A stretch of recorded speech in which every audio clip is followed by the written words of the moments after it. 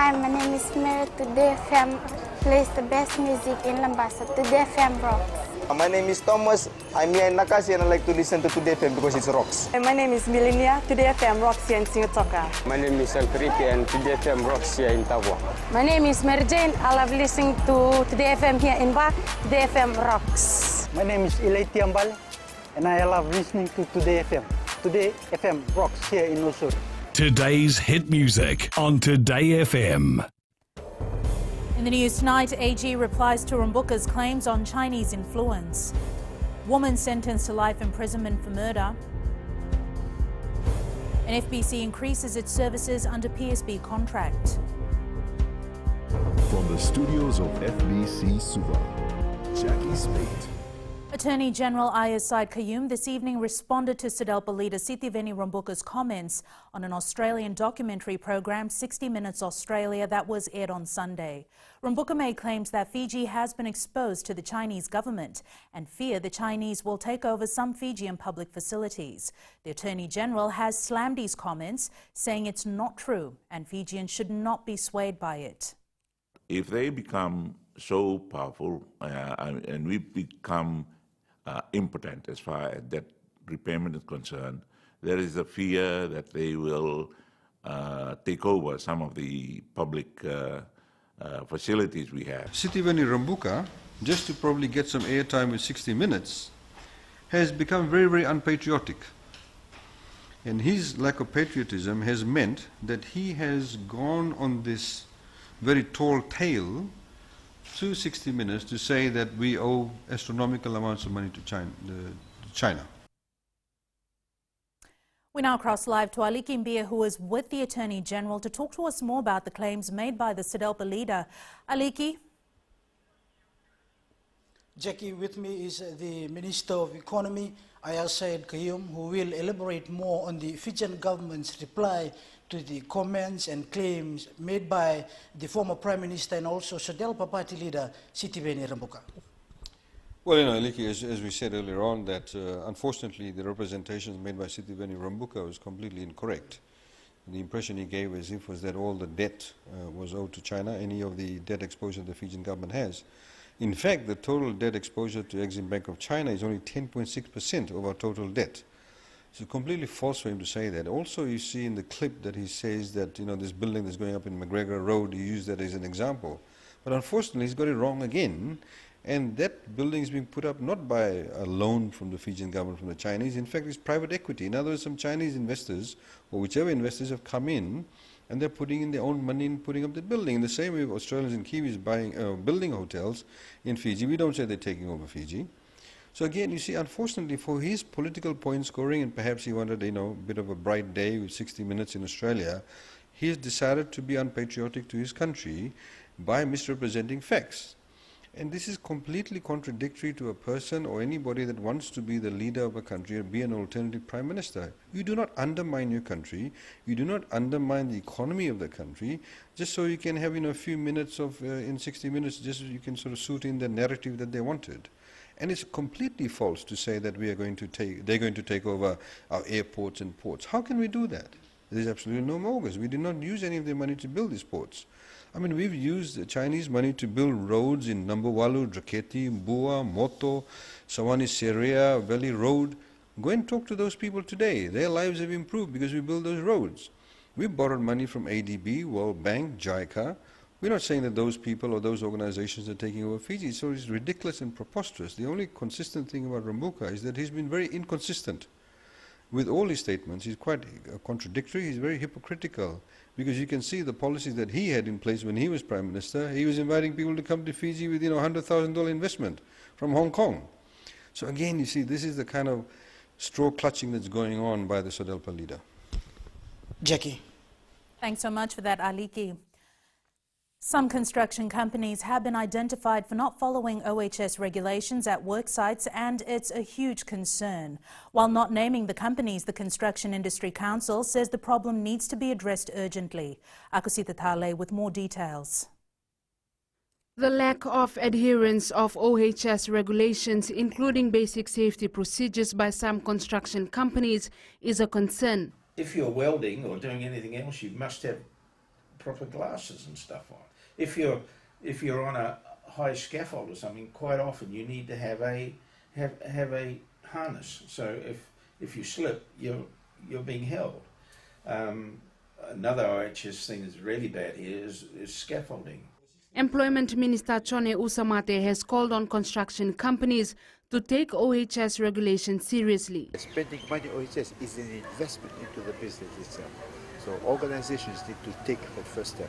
If of course they don't, then the ministry comes in and we do our penalties and so forth. The International Labour Organization says construction companies must meet OHS standards. We ask the construction company to follow international labor standards, to improve their working condition, to promote this kind of a prevention culture in the construction company. Companies and workers must adhere to the OHS rules and regulations to ensure safety at work premises are maintained at all times. Akusita Tale, FBC News. Convicted of murder, Mary-Ann Pramila Devi has been sentenced to life imprisonment by the Suva High Court. She will serve a minimum term of 17 years before presidential pardon can be considered. Rachel Nath has more. The 41-year-old on November 17th in 2016, with the intent to cause the death of her de facto partner, Balkrishna Naidu, poured kerosene on him and set him on fire at their home in Sokola, Nisinu. The incident occurred after a heated argument erupted between the two regarding their taxi's broken windscreen. Devi had given Naidu $150 to repair the windscreen. However, he used the money to buy alcohol. Sentencing Devi, Judge Justice Tulesi Temo said there were other non-violent ways in which she could have dealt with the issue. Justice Temo says Devi must not complain about the liberty of her freedom being taken away. It was also revealed in the course of the trial that Naidu and Devi were in a de facto relationship for 8 years, which often became volatile as they both took out DVROs against each other. Justice Temo says Naidu chose to spend his life with Devi because he was in love with her and had a child together. Naidu sustained 80% burns and died as a result of Devi's action. Justice Temo says life imprisonment is the only sentence for murder. Devi has 30 days to appeal. Rachel Nath, FBC News. The Fiji Broadcasting Corporation is increasing its services under its public service broadcasting contract by airing more educational, religious, cultural and health programs. While making submissions to the Standing Committee on Economic Affairs today, FBC Chief Executive Riyaz Said Qayyum says they receive only 1/3 of fees from government in providing these services. Kelly Vadala reports. The Fiji Broadcasting Corporation today made some clarifications on how they work with government in broadcasting its services and the type of fees it receives. The value of what we provide government this year, inclusive of the 2 new channels that we've launched, which is FBC2, which is a non-commercial public service broadcast channel, and some other programs, we are now sitting at a value of around $30 million. For which we receive a fee of 11.774. So it's basically we receive 1/3 of what we provide. After almost an hour of discussions, questions on how government is included in the running of PBS were still not clear for some committee members. Where does the government come in? Because government, it is a government commercial company. So the government expects us to perform like a commercial company, which we are. Right, which we perform as. At the same time, the government wants us to produce specific public service programs. And in order for us to do that, we have to use certain resources up to a point of a certain value. In return, the government pays us to produce those programs. Standing Committee member Vilame Ngavoka also needed some clarification on the matter. What kind of support do you normally need with governments if you need to renegotiate your fees? The only thing we can do is to show them the number of programs that we produce, the new number of programs that we produce, the extra work that we're doing, which that translates into the value or the increased value of our quotas, the total value of what we provide under public service broadcasting. And then we leave it to government to give to us what they think is the best value for what we produce. Meanwhile, FBC also highlighted that they do not have any relation with Walesi, and this is important for all Fijians to understand. Kelly Vatala, FBC News. Still to come, flood mitigation programs implemented in various areas. An historic moment for women at the annual Expo. Stay with us.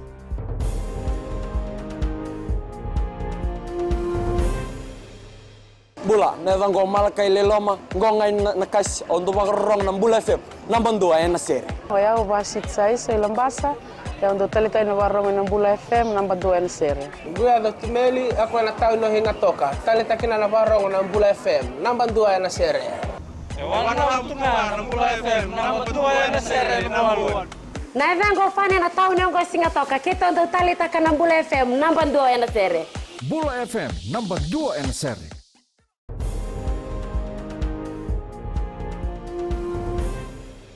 Flood mitigation programs are being implemented in various low-lying areas around the country, with the latest being commissioned in Batanikama outside of Lambasa.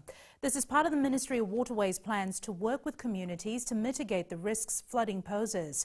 Eleanor Rangaivu reports.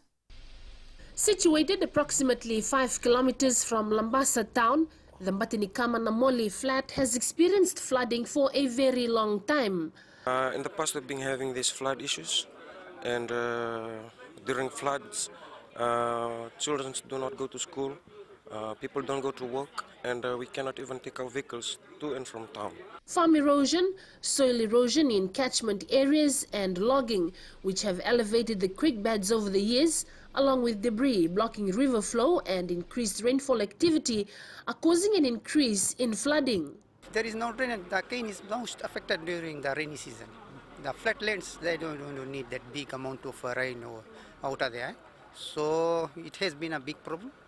The Batanikama Namoli flood mitigation program involves the cleaning and disposal of debris and dead tree trunks in the lower reaches of the Ngawa River and the desilting of around 11,000 meters of drains and natural creeks. We wish to assure the community here that we are committed with the resources to solve the problem that they are facing for so long. The Batanikama Namoli flood mitigation project costs $28,500 and will take 30 days to complete. Eleanor Turangaibu, FBC News. The National Women's Expo began today, its 4th year running in what has become a calendar event for women artisans from across the country. With around 340 women crafters and thousands of handmade items for sale, it's a feast for the eyes and a shopper's delight, and for the first time in its history, the event has been extended to 3 days instead of the usual 2. Maggie Boyle reports. It's a sea of culture, craft and more than 300 women's groups under one roof. The National Women's Expo talking quality over quantity. We've reduced the size, the number of women, now down to 340. Number 2 is we have more Fijian women now who are licensed Fijian-made artisans. For first-time exhibitors, it's a learning curve they're enjoying. It's a good idea and important for other ladies to be in it because we learned a lot of crafts and it's our income generating too. And for the 200 women that make up the women's group on Rambi Island, previous expo sales have hit the thousands. We can market our products and we've been getting a lot of markets through these expos. Taking it regional, a Tongan delegation are making their debut. There's a lot of crafts and over 300 women inside the stadium. Different varieties of Tongan Fijian handicrafts that we haven't seen before. You know that you can drink it and that you can eat it, but did you know that you could also wash with it? That's right. This is one of the many amazing products that's on sale here at the National Women's Expo. We've got 340 women and thousands of handcrafted Fijian-made artifacts. For shoppers, variety has been key. Last year, the Expo earned the women artisans close to $500,000 in sales. That figure is expected to be surpassed this year. Maggie Boyle, FBC News. The Itaukei Affairs Ministry has already utilised around 97% of the budget allocated for the 2017-2018 financial year. Permanent Secretary for Itaukei Affairs Naipote Katoni Tambua says the $13.2 million allocated to the ministry was well planned and utilised according to the 8 priority areas the ministry focuses on. Savaira Tambua reports. The 8 priorities under the Itaukei Affairs Ministry include cultural awareness, child protection, land revitalization, dispute resolutions, and a few others. Permanent Secretary for Itaukei Affairs Ministry, Katoni Tambua, has confirmed a large chunk of the money was forwarded to the Itaukei Affairs Board. 40% that used to go to the grant of the Itaukei Affairs Board that covers operation of headquarters in the 14 provinces, the salaries of our rokotuis and their staff, and also the allowances for the maternity kina and the Turanikor. Meanwhile, for the 2018-2019 budget submission, Katoni Tambua says a request has been made to increase allocations on some programs, especially the meal allowances for the staff. Really a big amount of that meal allowance alone, the increase from $9 to $20. So those are the appropriate relevant increases that we have increased, and we are confident that they will be taken on board by the ministry. According to Katoni Tambua, no new initiatives have been established for this year's budget submission. However, the need to extend the existing program is paramount. Savaira Tambua, FBC News. The Fiji Broadcasting Corporation, in conjunction with the Muslim League, is organising an Eid in the Car Park celebration on Saturday. People attending the event can treat themselves to food, free saway, entertainment and games. Programs Director Radio Fiji 2 Pallavi Shweta says this is an opportune moment to spend time with friends and families. She says Islam is about peace and love, so the event is being conducted to bring all Fijians together to share not only the belief but also charity and generosity. Meanwhile, the celebrations will be held in the Rups Nakasi complex in Nasinu. We are doing this so that all Fijians can come as one and enjoy together. Market vendors in Bar were today hosted to Eid celebrations by the Bar Town Council.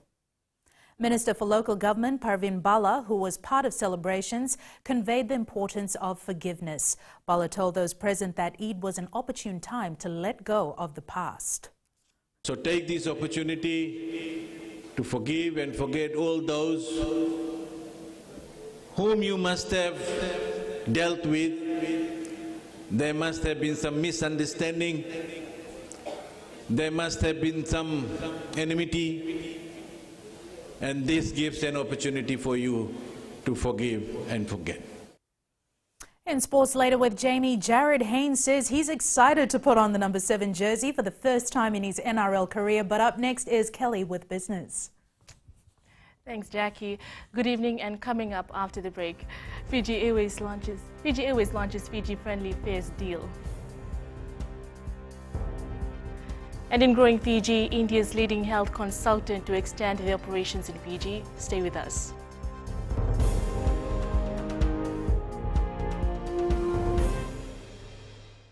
Voila, I am Eleanor. For the best classic hits, I only listen to Gold FM here in Singapore. Gold FM, only the classic hits.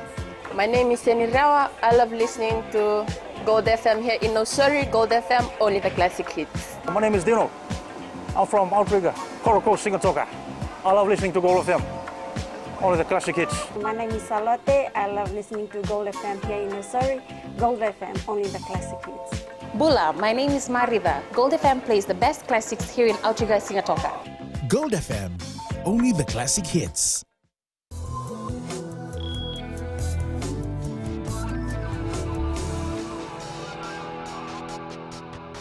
Leading business tonight, national airline Fiji Airways has launched a Fiji-friendly fares deal designed to offer residents the cheapest fares possible at home and overseas.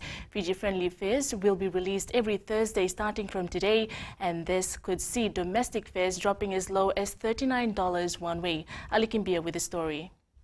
The Fiji Airways Fiji-friendly fares deal will give Fijians a much faster and convenient option to visit their friends and families overseas. This is a program where we are offering the Fijian public as a special thank you for their support and loyalty, an opportunity to get very well-priced, I'll call it low-priced fares from time to time. So every Thursday at midday, we'll be posting a number of fares, both for domestic flights and international flights. Filion says it will also be a good opportunity for Fijians to access a number of exciting destinations. I'd like to encourage every Fijian who said in the past it's too expensive to travel or they can't afford to travel. Here's your opportunity. It's our thank you to the country and to the people. For Fiji Link, the Fiji-friendly fare deal will boost domestic flights. Why drive when you can fly for $39 between Suva and Nandi or vice versa? 7 flights a day spread amongst those flights are these $39 fares. In celebrating the launch of Fiji-friendly fares, the Fiji Airways will have special deals on 2 popular flights, which is the Nandi to Auckland and Nandi to Suva flights. Ali Kimbia, FBC News. We now join Shorin from HFC Bank with the latest from the money market. Looking at the latest global economic news, New Zealand's economic growth slowed further in the first quarter as expected. Their GDP expanded only 0.5%, suggesting they may be in for a soft patch as a cooling housing market and a weak business sentiment could cloud the outlook. At an annual rate, New Zealand's economy grew 2.7% in the year to March. Further from home, leaders of the world's top central bank warned that escalating trade tension could impact financial markets and hurt the world economy. The heads of the US Federal Reserve, the European Central Bank, the Bank of Japan and the Reserve Bank of Australia all took a gloomy view on the escalating conflict, arguing that the consequences are already evident. Later today, the Bank of England will announce its interest rate decision, followed by a full account of their policy discussion. Although no rate change is expected, the outlook will be interesting. And that's it for now. Vinaka. Thanks, Sharon. Taking a look at the currency exchange rate set this morning for the Fijian dollar, our dollar gained ground over the Aussie and Kiwi dollars as well as the yen, but showed minor slippage against the other currencies we cover. On the commodities market, oil prices were up a few cents, remaining slightly above $65 a barrel. Gold dropped about over $77 to $1,267 per ounce, and silver closed down at $16.28 an ounce.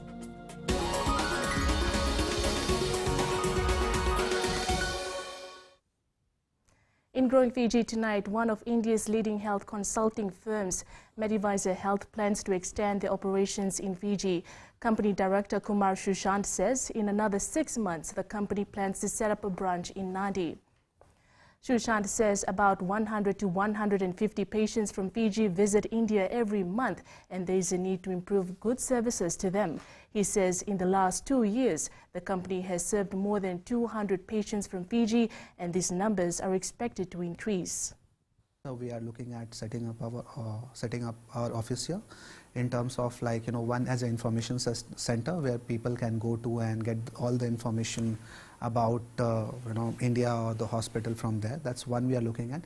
Second, we don't want just to work in the direction of taking patients to India for treatment. We basically want to work in the awareness field as well.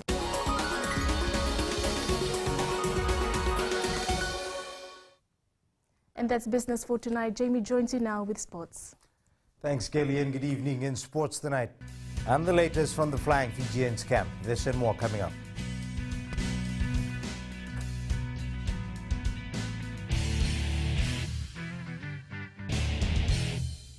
Hi, I'm Jyotishma. I'm from Singatoka. I love listening to Mirchi FM. Mirchi FM is hot.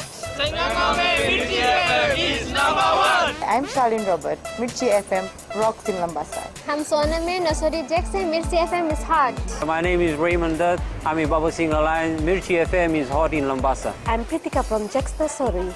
I love listening to Mirchi FM here in Nasori. Mirchi FM is hot. Mirchi FM, it's hot.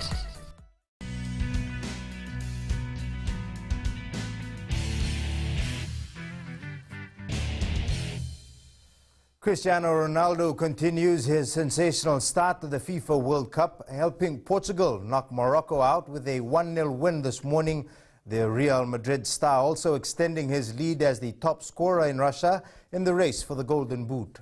The Australian football side is no stranger to pressure, but tomorrow a loss to Denmark would shatter their FIFA World Cup hopes.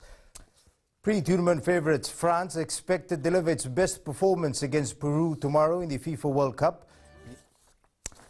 Flying Fijian Manasa Saulo believes his side currently has a good crop of players in the forwards. The London Irish tight head prop says playing consistently alongside Kempisi Mafu and Topati Talamaitonga since the last World Cup has also strengthened the abilities of the front row. Vasil Prasad reports. The Flying Fijians went through a final hit-out session before heading off to Lautoka for their final test match against Tonga on Saturday. Just like their training session, 36-cap veteran Manasa Saulo says the front row is ready for another powerful performance. We've been playing from the last World Cup and a few tours. From the last few tours, I think it wouldn't bring any changes. I think he would do a more greater job from last week. Captain Akapusingera agrees, knowing the experienced players he has on hand. From 2007 until now, there's a massive progress in our forward pack, especially in the front row. Maybe due to the professionalism in the clubs that they go to. Local star Moses Evoka is also ready to deliver his best. Also look ahead of this games weekend. I think it will be a great game, and I think it will be a tough game as well. Halfback Frank Lomani's impressive show last weekend has forced coach John McKee to name him in the starting lineup. Young Lomani's journey doesn't stop there. Also, hopefully going to make the finals, so that'll be a great experience for Frank in that environment, and with Will Genia injured, of course, you know, there's a good chance that Frank will get some game time. Fan favourite Semiran Randra won't be part of the Flying Fijians as he has been given a standout period before he marches into the camp for the Fiji Sevens team in preparation for the World Cup. Vashnil Prasad, FBC Sports. Fiji Mbati star Jared Haynes says he's excited to put on the number 7 jersey for the first time in his NRL representative career. That's it from Sports Tonight. Angie joins you later on with weather. And in the world of the weird and the wonderful segment later on, a visit to the self-declared country within the USA. Details coming up.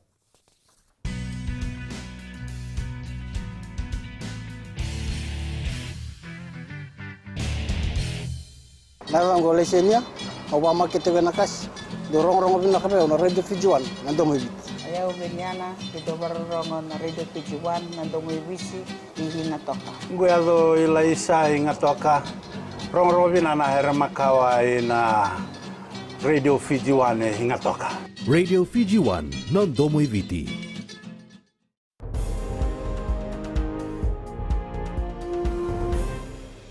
In tonight's new media, the phone world is full of interesting sounding stuff, but nothing comes close to the Alcatel A5 LED and its illuminated light show. And Angie joins us now with weather.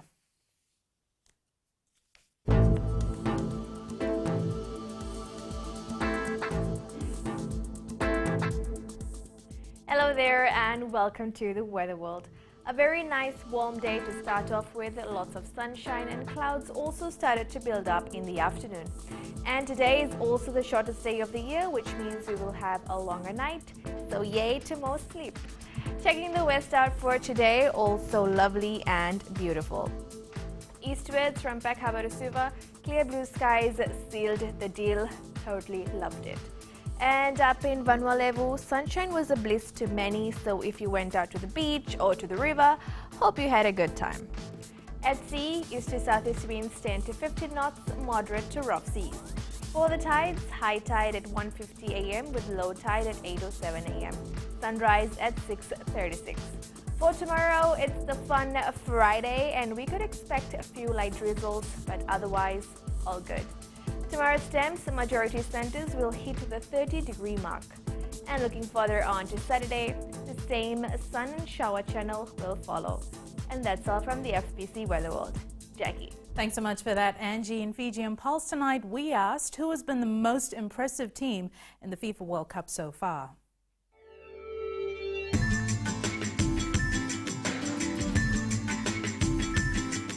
My favorite team is Spain in the World Cup, but I suppose Portugal is one. As you know, Ronaldo there, he's been quite in good form, and I think that Portugal is quite consistent. Belgium, because Eden Hazard is playing there. My favorite team is Portugal, because one of my best players, Ronaldo, is playing with.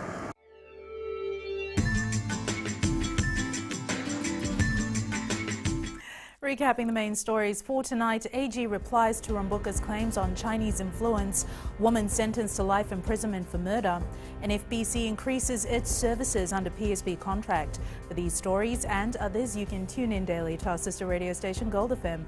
To our poll question this week, we're asking, will the introduction of ticket vending machines make e-cards top-up easier? Visit our FBC website to answer. Before we go, our shot of the day is our national airline taking off to Melbourne yesterday, sent in by Atelini Vataloka. Absolutely stunning picture. Remember, you can send us newsworthy pictures and videos on email fbcnews@fbc.com.fj or share it with us via Facebook page, FBC News. You can also follow and tweet us your news tips at FBC_news or simply hashtag FBC News. That was your FBC News for tonight. From the team and I, stay safe. Good night.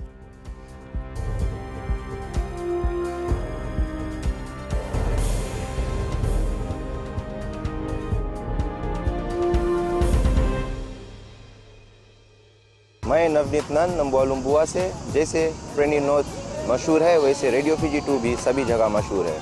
Radio Fiji 2 देश की धड़कन। सीमा नकाशी से मैं radio Fiji 2 पसंद करती हूँ सुनने के लिए। रेडियो फीजी 2 देश की धड़कन। मैं हूँ अंकल किंग सिंगाटोका टाउन के टैक्सी ड्राइवर। जैसे रग्बी फेमस है, वैसे रेडियो फीजी 2 फेमस है। रेडियो फीजी 2 देश की धड़कन।